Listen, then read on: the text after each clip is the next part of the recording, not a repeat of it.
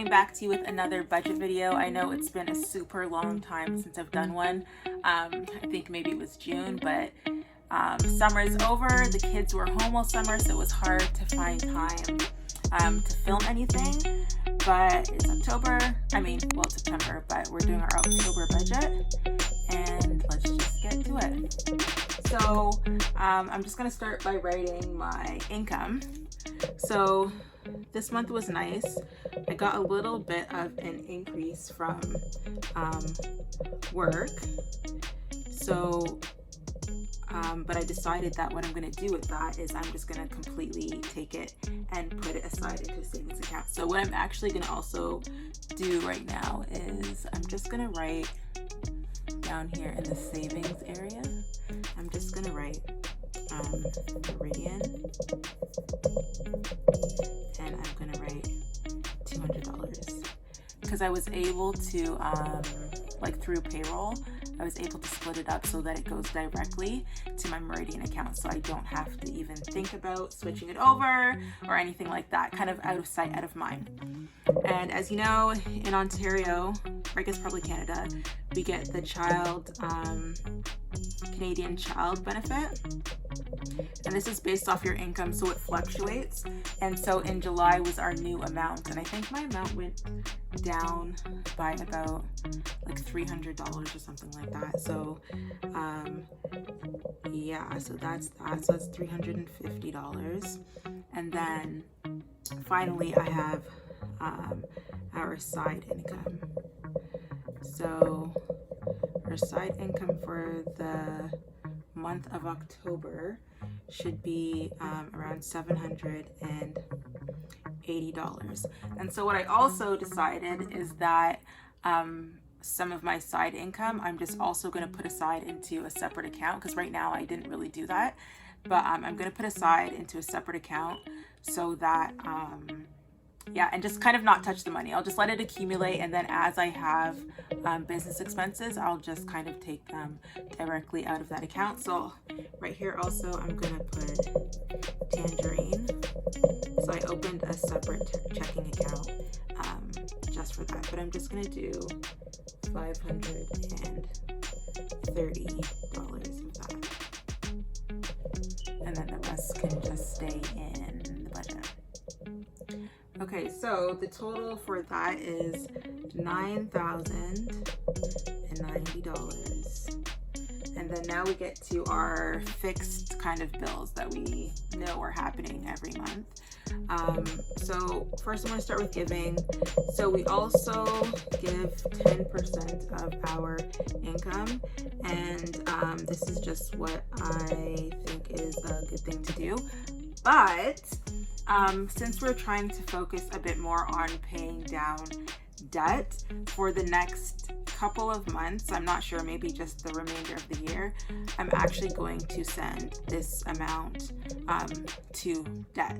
But I still want to write it here because that's really, I don't know, I guess I don't really have to, but just to keep the giving kind of like in the forefront of what I normally do, so that when we come back to giving, it'll just always be a line item there. I don't know if that makes sense, but that's just how I'm doing it. So our rent for the month is $915.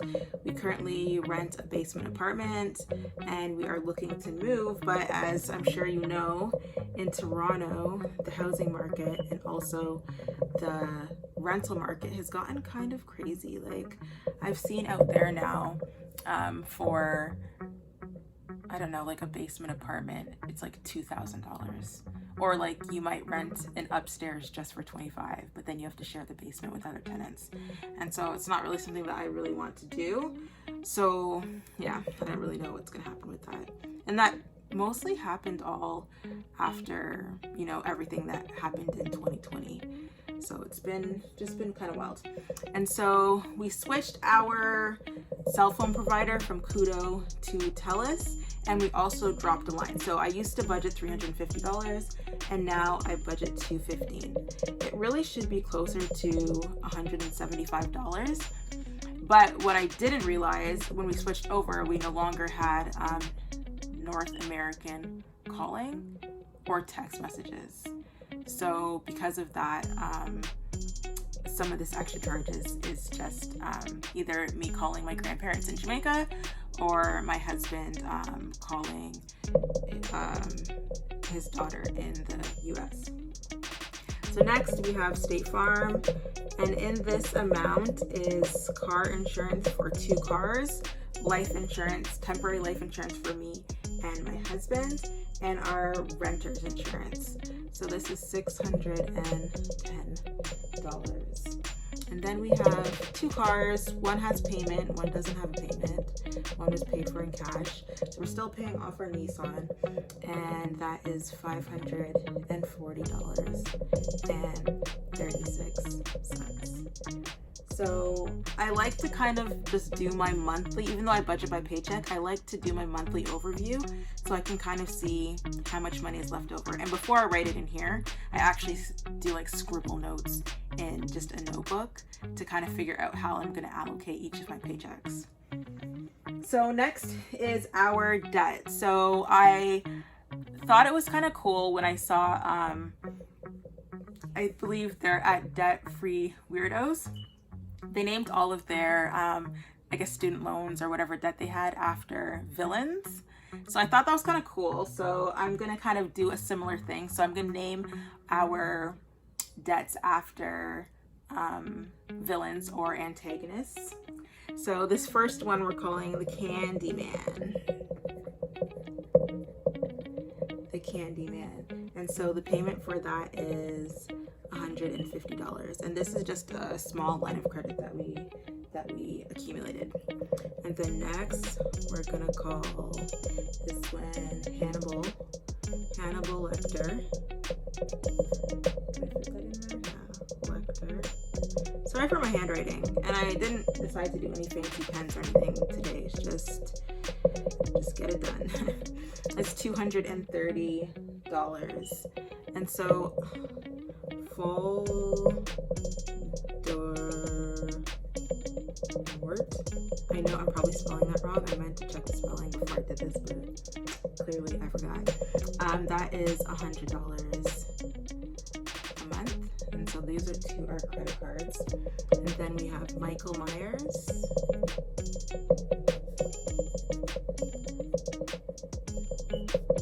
And that amount is $278.50. So this one is actually a loan. And then we have Annie Wilkes. I'm exactly sure how you pronounce it. And that is $327.51. And then we have Poison Ivy, and that amount is $200. So some of these amounts are not actually the minimum payments, but they're just what I had. They were minimum payments at one time, and as the debts have gone down, I just kept them the same because I knew I could afford those amounts in my budget. So no matter what, even if I don't make extra payments, at least that little extra amount is coming off, and I'm not just making the minimum amount. And so lastly, we have Bellatrix, Lestrange, and so that amount is $350. So I just wanted to pause here for a second and just give kind of like a brief update of our debt. So we've been trying to pay off our debt, or started trying to pay off our debt seriously in January of 2020. And then of course COVID happened, and then we had a medical emergency in our family that's still kind of going on, and then we had other emergencies that came up. And so I used to like say if I got my tax return or anything, I would take lump sums of money and throw it on my debt to kind of decrease it. But the problem with that is that when these other things came up, even though I had kind of like a mini emergency fund of $1,000 put aside, it just wasn't enough. And I find that like we kept on having these events that kept on coming up. So This time I've kind of decided to go a different strategy. So the debt right now that we're currently working on paying off is this one here. And so the reason why I chose this one, and it's not the snowball, so it's not the smallest balance, and it's not the highest interest rate either, so it doesn't really make sense in a math way, but it's more behavior.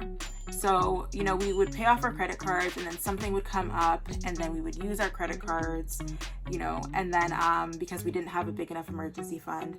So what I decided to do is, because this is a loan, so it has a term, and any payments we make on it will automatically just decrease the term.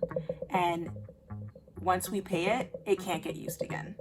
So because I would like more cash flow, I'm doing this one first because it has a little bit of a higher payment compared to even and of some of our credit cards. And then, yeah, so this one originally is supposed to end in November of 2023.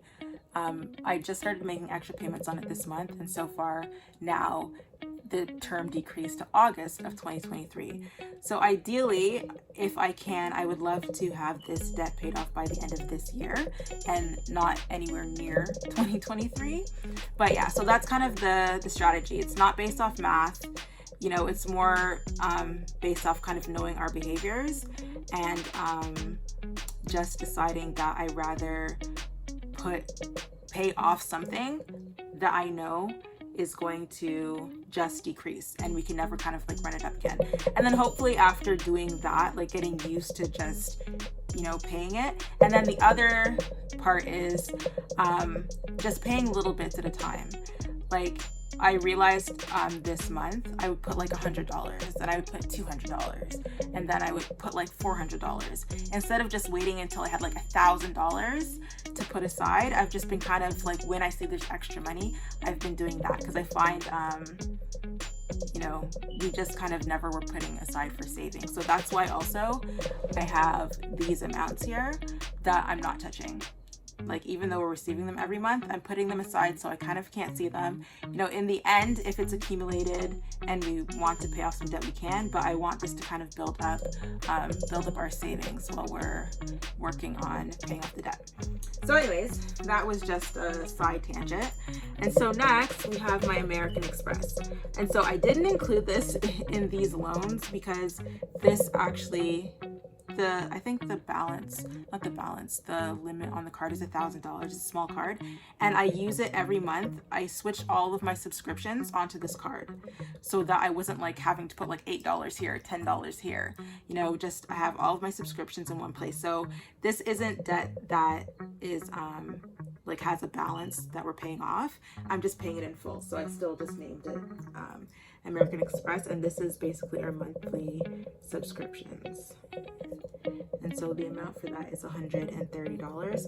And that might seem like a lot of money for subscriptions, but really I have a QuickBooks subscription, and that subscription is $93. So it actually takes up most of that. The other ones are like Spotify and Netflix and Disney Plus and Dropbox. So after that, we have our bank fee. So I still, even though I have like Tangerine, I still bank with Scotiabank, and the fee is $16.95. And I don't know why, but I've had the bank for so long that I just don't really want to let go of it. And that's the bank where we use all of our, we do all of our spending. So the Tangerine is what we pay our bills out of, and the Scotia is where we just do our spending. That way nothing gets mixed up. We don't accidentally spend our bill money if we're not paying attention. And because me and my husband both use the account. Okay, so next I have Equitable. So this is a life insurance policy that I have for my kids. So it's $100. I just got that recently. And then Wealth Simple. So this is just a robo advisor. that I do $100 a month, and then 407 ATR. So this is the toll highway. My husband drives for work, so a lot of times, especially in the morning time, sometimes he has to take the 407 because there's accidents on the highway and he has to be at a specific hospital for a specific time, so he can't really be late, so he normally will take the 407 during that time. But it's really expensive in the morning during rush hour, which is, I guess, makes sense. Like, that's how they make their money. Okay, so the total of all of these are, drumroll, $5,375.37. So if we take our income and we minus this amount, we're left over with $3,714.63. So we'll just move that amount down here. 3714.63. Okay, so these are kind of like our variable expenses. So even though we budget basically the same thing for them every month. So again, my husband drives for work, so we use a lot. Our gas budget is really, really high because he covers a lot of ground. But we do claim that portion of the gas on our taxes. And then for food, which is just groceries, we budget $600 for the month. And that is kind of low. We probably increase it, but what I find is, like, because of like time and stuff, we just like, it's just so hard to cook, so we end up like, I don't know, eating out. But that's definitely something that we have to try and not do, because it does use up a lot of extra money when we should just be meal planning. But it's so hard to stick to meal planning.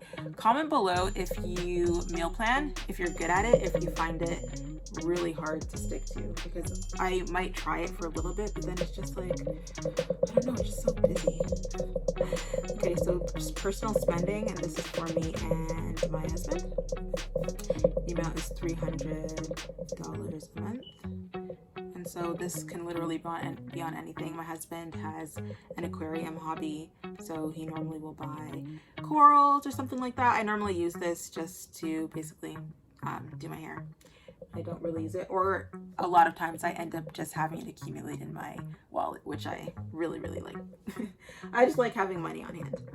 And then a buffer, I normally just kind of do a buffer of $200 because this kind of covers miscellaneous things that might come up. And then vitamins. So I just put $100 a month for vitamins, and that could be kids vitamins, vitamins for my husband.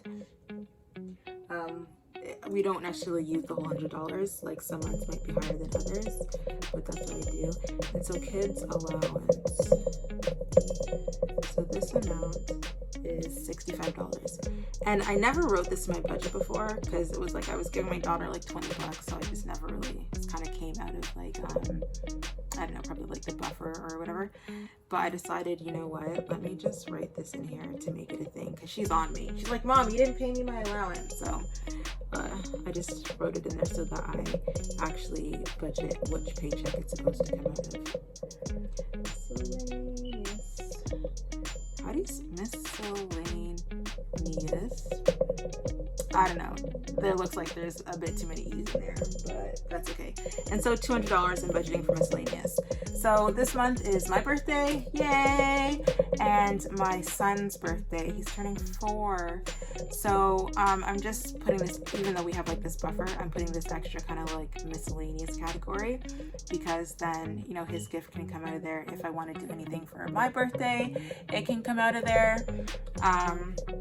Yeah, so the total for all of this is, it doesn't even look like that much, but it really accumulates. So it's $2,665. Wow. So remaining, if I take what I had left over minus this total, I get $1,249.63. cents. So I know this is envelopes, but I don't use envelopes because I don't know, I really can't just find the time to go to the bank. And then because me and my husband both use like we have the same bank account, it would just be hard to use cash. So that doesn't work for us. Right now, I don't have any sinking funds. So we're just gonna put a little swivelly thing through here. I love sinking funds. I think they're a really good idea. But right now, I'm just trying to pay off some debt.